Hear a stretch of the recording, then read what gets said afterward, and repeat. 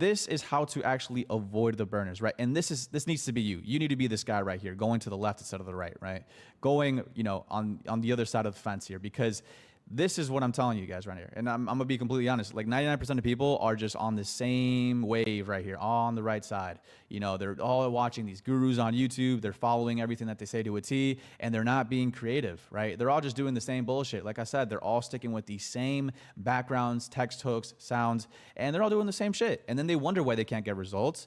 And it's because they're all just doing the same shit. So how do you expect to get abnormal results if you're not being the abnormality, right? So this is exactly what you should do instead, and avoid this type of bullshit, right? So sorry for the cussing. I like to cuss. I don't know why, but I'm going to try not to cuss. What you should do instead, right? So we need to focus on being unique, right? You need to start treating your content like a brand and not just a dropshipping product, right? You have to focus on concepts within your specific niche. So like Jay said and mentioned before, the reasoning why he's not getting any burners on his account is because he is niched down to the content, down to the text hook, down to the sound, right? And so when you focus on these very important things, you're not going to have this issue, right? And so another thing too that's super, super important that nobody really talks about is using backgrounds that feel real and not set up.